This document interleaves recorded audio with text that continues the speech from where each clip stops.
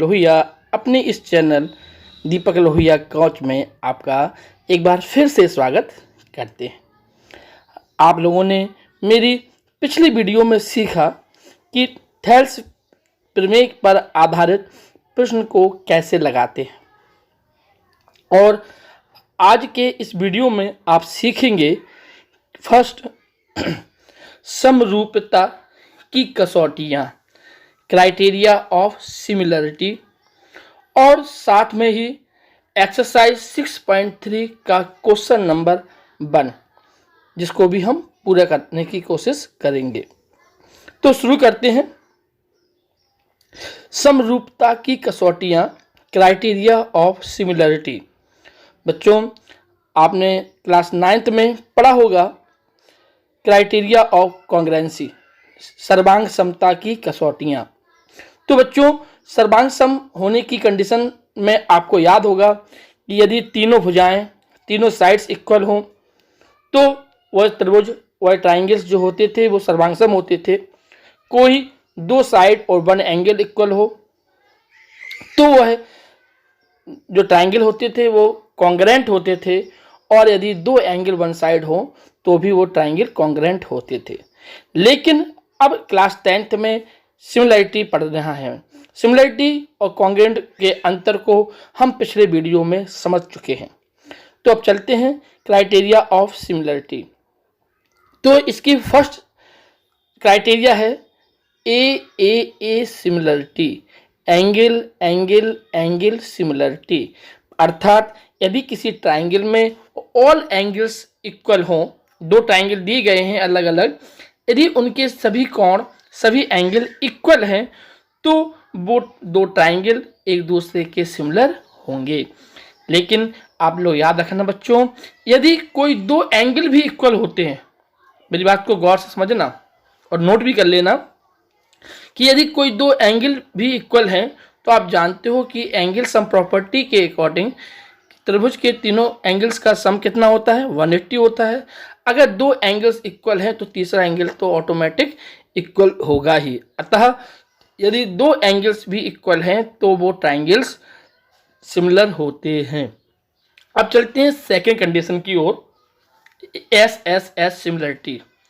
यदि उनकी संगत भुजाओं का अनुपात समान हो, यहाँ पर भुजाएं समान नहीं हैं, यहाँ पर संगत भुजाओं का अनुपात समान हो, the ratio of all corresponding sides are equal, then they triangles are similar.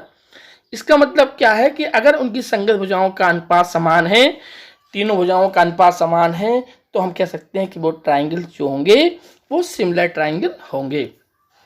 और लास्ट कंडीशन है एस सिमिलरिटी।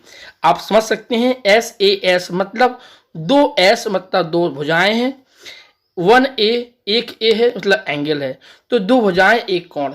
लेकिन इसमें भुजाएं इक्वल नहीं होती हैं, आपको पता है। तो इसमें क्या होता है कि यदि दो ट्राइंगल्स में एक कोण और उनको बनाने वाली जो एडजेसेंट साइड होती हैं, संगत भुजाएं होती हैं, वह उनका अनुपात समान हो।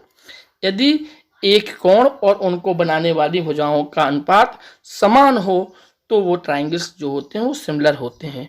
If in any two triangle one side and ratio of two including sides are equal, then they are similar.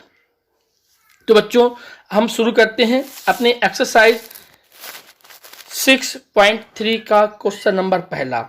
Question number पहले में आप लोग देखेंगे कि पहला क्वेश्चन आपकी स्क्रीन पर आने वाला है।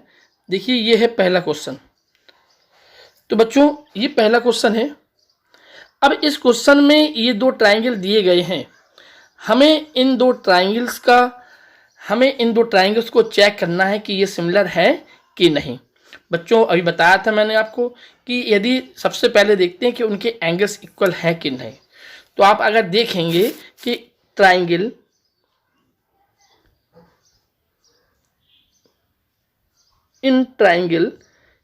ए वी सी एंड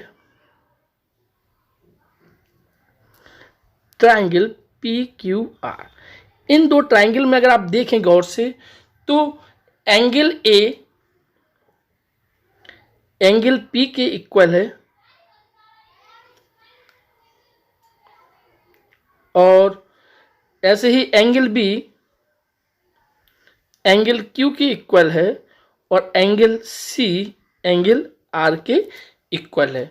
तो अर्थात आप देख सकते हैं कि इनके ऑल एंगल्स कैसे हैं, इक्वल हैं। तो ये triangle A B C similar हो जाएंगे ट्राइंगल पी क्यू आर के।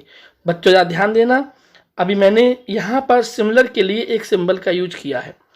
आप जानते थे कि सर्वांग होता था तो ये सिंबल लगता था, लेकिन अब यहाँ पर हमें सिमिलरिटी प्रूव करना है तो सिमिलर के लिए ऐसा साइन लगाते हैं।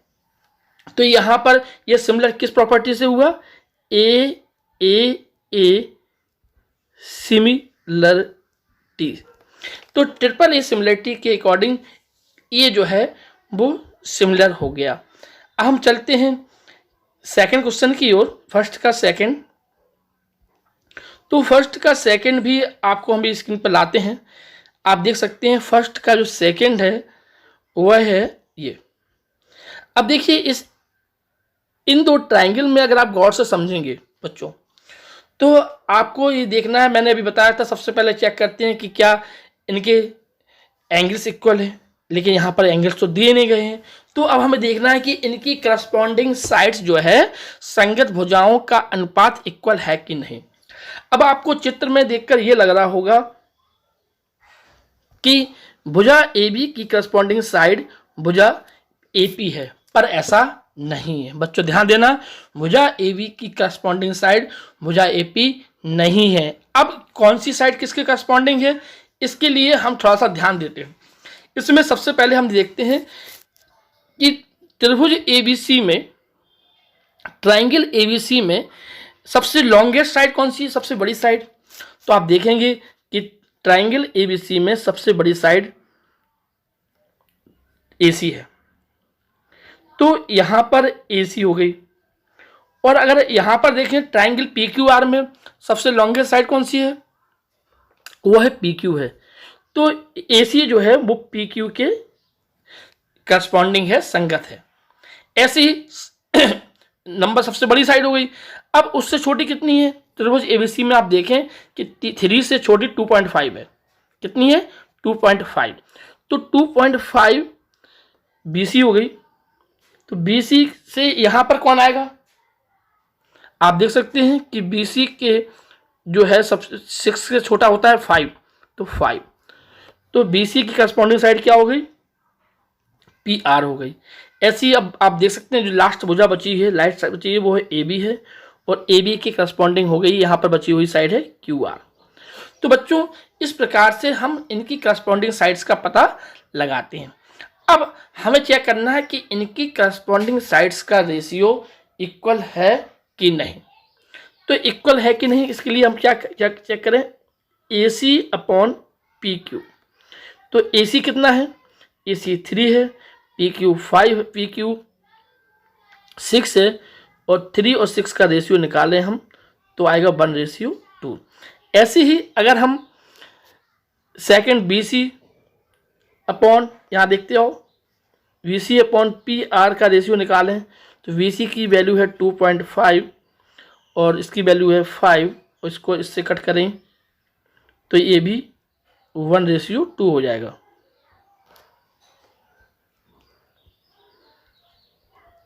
अब बची है लास्ट साइड ये वाली।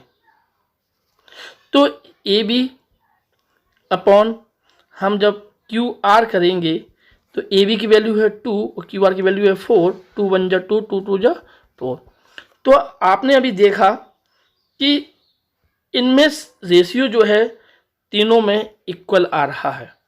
जब तीनों में इक्वल आ रहा है तो इनके तीनों रेशियो कैसे हो गए, इक्वल हो गए। मतलब यहाँ पर जो हुआ वह हो गया A C upon P Q की value B C upon P R और equal A B upon Q R के इक्वल हो गई। आप जानते हो जब तीनों साइड्स के रेशियो इक्वल हों तो यह सिमिलरिटी होती है एस एस एस सिमिलरिटी। तो एस एस सिमिलरिटी के द्वारा यह त्रिभुज जो हो गए, ट्राइंगल हो गए, वो सिमिलर होंगे। तो ये चेक कर लिया हमने कि इस फिगर में ये ट्राइंगल जो है वो सिमिलर है कि नहीं। अब चलते हैं हम क्वेश्चन नंबर इसी के थर्ड पार्ट की ओर। तो थर्ड पार्ट का क्वेश्चन भी आपके सामने ले आता हूं मैं। थर्ड पार्ट में आप देखेंगे कि ये क्वेश्चन आपकी स्क्रीन पर सामने है, थर्ड क्वेश्चन। तो थर्ड क्वेश्चन में भी आप देखेंगे कि हमें इसमें भी पहले ये चेक करना है कि करस्पॉन्डिंग साइड किसकी कौन होगी। तो अभी बताया था मैंने आपको कि लॉन्गेस्ट साइड इसमें एलपी है। तो एलपी के लिए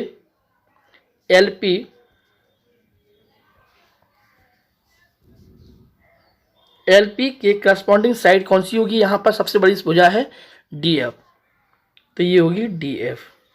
ऐसी उससे 3 से छोटी होती है 2.7, तो 2.7 के करस्पॉन्डिंग कौन सी हो गई 5, मतलब एल एम के करस्पॉन्डिंग साइड हो गई ई एफ। ऐसे ही अब बची हुई भुजा कौन सी है एम पी, तो एम पी के करस्पॉन्डिंग साइड हो गई डी ई। तो प्यारे बच्चों, अब आपको करस्पॉन्डिंग साइड देखने में हमें लगता है कि अब कोई प्रॉब्लम नहीं होगी। अब हम इसमें एल पी और डी एफ ध्यान देना बच्चों। सबसे पहले क्या करेंगे, हम एल पी और डी एफ का रेशियो निकालेंगे, फिर हम एल एम ई एफ का रेशियो निकालेंगे, फिर हम इनका रेशियो निकालेंगे।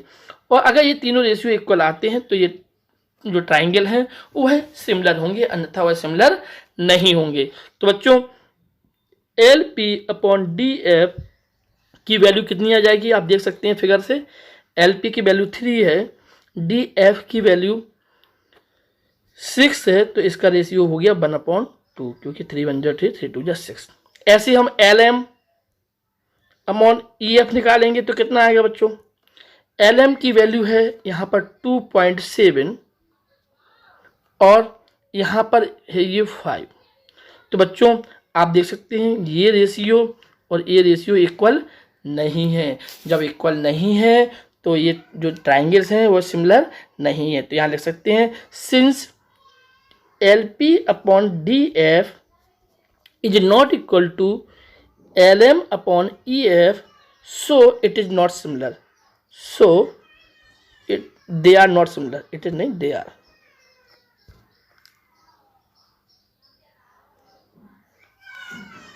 They are not similar।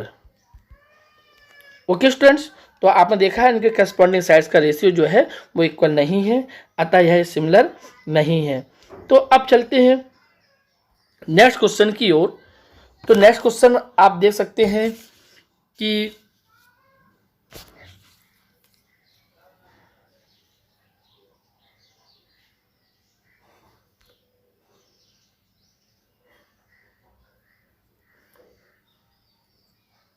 Sorry ये 5th क्वेश्चन है, हमें क्वेश्चन सॉल्व करना है क्वेश्चन नंबर 4th। तो 4th के लिए हम अभी और देखते हैं 4th नंबर का क्वेश्चन ये है। तो बच्चों क्वेश्चन नंबर 4th आपके सामने आ गया है।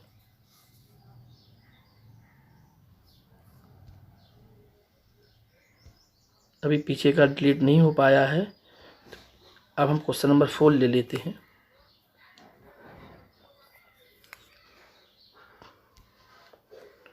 तो क्वेश्चन नंबर 4 आपके सामने स्क्रीन पर दिखाई दे रहा होगा आपको कि ये क्वेश्चन नंबर 4 है।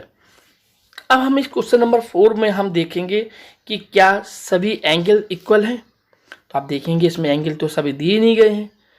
अच्छा, सेकंड चेक करते हैं कि क्या इनकी सभी साइड्स का रेशियो इक्वल है। तो सभी साइड्स ही पता नहीं है अपन को, तो इनके रेशियो इक्वल क्या होंगे। अब मैंने आपको बताया था थर्ड कि अगर एक एंगल और उस एंगल को बनाने वाली दो साइड जो होती है उनका रेशियो अगर इक्वल हो तो वो ट्राइंगल सिमिलर होते हैं। आप देख सकते हैं स्क्रीन पर कि इनमें एंगल एम और एंगल क्यू इक्वल है। अब आप लोग कहेंगे कि इसमें सर साइड कौन सी इक्वल हो, साइड कौन सी किसकी करस्पॉन्डिंग होगी। तो बच्चों जब दो साइड दी गई तो सिंपल सा मेथड कि बड़ी साइड होगी वो बड़ी के कॉन्ग्रेंस मतलब संगत होगी, करस्पॉन्डिंग होगी, और छोटी छोटी की संगत होगी। मतलब जो mn 2.5 है वह इसके करस्पॉन्डिंग होगी, क्योंकि यहाँ पर ये छोटी है और ये बड़ी है यहाँ पर, तो ये भी यहाँ पे बड़ी है।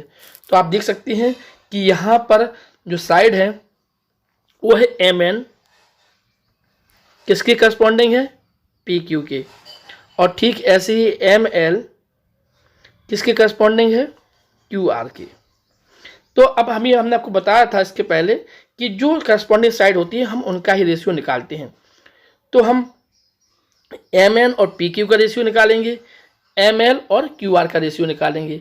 तो ऐसे निकालने के लिए क्या करेंगे, mn अपॉन pq।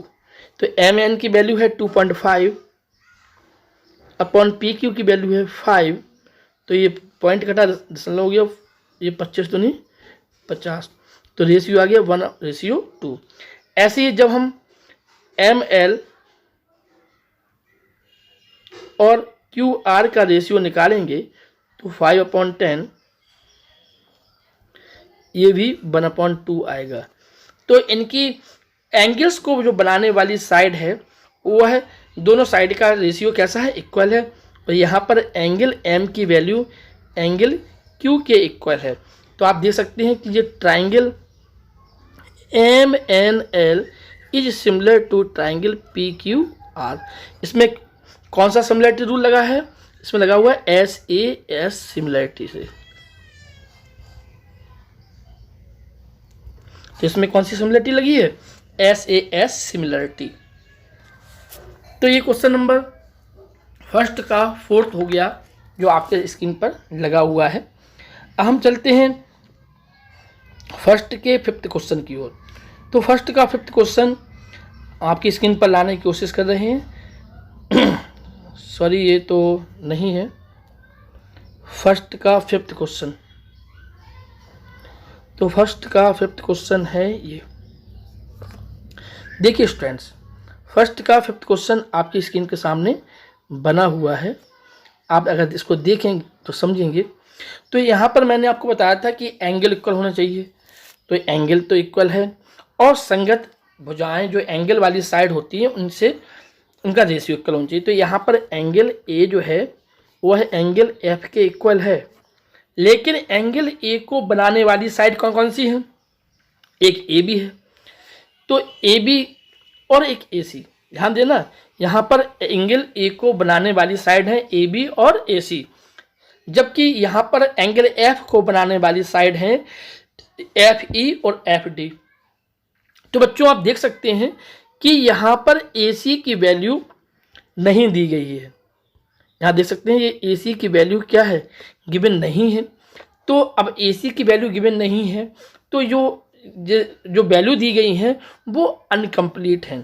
तो यहाँ पे क्या लिखेंगे कि इस त्रिभुज में दिए गए वैल्यू जो हैं वो अनकम्प्लीट है, यह क्वेश्चन अधूरा है। तो हम इसे नहीं जांच सकते कि यह सिमिलर है कि नहीं, अर्थात हम अभी भी यह कह सकते हैं कि यह ट्रायंगल जो है वह सिमिलर नहीं है। ओके स्टूडेंट, आप ज़्यादा वो तो आप ऐसा भी लिख सकते हैं आप कि यहाँ पर आप देख सकते हैं कि ए बी जो है, ए बी साइड किसकी करस्पॉन्डिंग होगी, ये बताया था मैंने आपको, छोटी भुजा छोटी की करस्पॉन्डिंग होती है, बड़ी भुजा बड़ी की करस्पॉन्डिंग होती है। तो यहाँ पर ए बी जो है वह एफ डी की करस्पॉन्डिंग है, परंतु यहाँ जो भुजा दी गई है ये किसी की करस्पॉन्डिंग नहीं है, डी एफ। जब डी एफ किसी की करस्पॉन्डिंग नहीं है तो हम इस क्वेश्चन को चेक नहीं कर सकते हैं, अतः यह सिमिलर हो भी सकता है या नहीं भी हो सकता है, लेकिन अभी फिलहाल इस कंडीशन में जो दिया गया है इस कंडीशन में यह सिमिलर नहीं है। अब हम चलते हैं क्वेश्चन नंबर 1 के लास्ट क्वेश्चन की ओर। तो बच्चों लास्ट क्वेश्चन जो दिया गया है, लास्ट क्वेश्चन में आप लोग देख सकते हैं कि यहाँ पर जो दी गई है वैल्यू ये है, गौर से समझना बच्चों। यहाँ पर दो ट्रायंगल दिए गए हैं, दो ट्रायंगल में एंगल ई और एंगल क्यू तो इक्वल है, परंतु अब हमें पता नहीं है कि और एंगल इक्वल हैं कि नहीं, तो इसके लिए क्या करें आप लोग। आप जानते हैं ट्राइंगल DEF में यहाँ पर एंगल D की वैल्यू कितनी दी गई है, 70 दी गई है। एंगल E की वैल्यू कितनी दी गई है, 80 दी गई है। आप जानते हो एंगल का सम प्रॉपर्टी कितनी होती है, D plus E plus F की वैल्यू होगी 180। तो ये 70 प्लस 80 प्लस 30 सॉरी F अभी पता नहीं है अपन को, बराबर 180। तो F की वैल्यू निकालेंगे तो कितनी आएगी, 180 माइनस 150,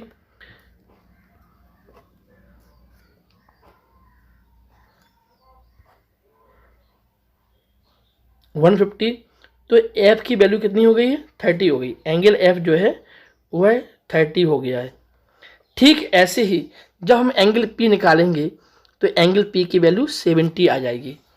अब आप देख सकते हैं कि इन दोनों ट्राइंगल में एंगल E की वैल्यू एंगल Q के इक्वल है, एंगल D की वैल्यू एंगल P के इक्वल है, और एंगल F की वैल्यू जो है वो एंगल R के इक्वल है। और बताया था कि अगर दो ट्राइंगल में ऑल एंगल्स इक्वल हों तो वो ट्राइंगल सिमिलर होते हैं। अतः यहाँ पर ये triangle DEF is similar to triangle PQR। यहाँ पर कौन सा सिमिलरिटी रूल लगा हुआ है, AAA सिमिलरिटी रूल लगा हुआ है। तो यहाँ पर तीनों एंगल इक्वल है तो angle angle angle similarity rule लगा हुआ है। तो प्यारे बच्चों, आपने देखा कि सिमिलरिटी रूल्स के अकॉर्डिंग हम कैसे सॉल्व करते हैं और कैसे ट्राइंगल को पहचान करते हैं कि वो सिमिलर हैं कि नहीं। अब हम अगले वीडियो में क्वेश्चन नंबर 2 और 3 लेकर आएंगे। मेरे वीडियो के साथ जुड़े रहने के लिए धन्यवाद। और आपको इस ट्राइंगल के सभी वीडियो आप देखेंगे तो पक्का मैं दावे के साथ कह सकता हूं कि ट्राइंगल जो सबको कठिन लगता है लेकिन आप लोगों को बहुत ही सरल लगेगा। धन्यवाद।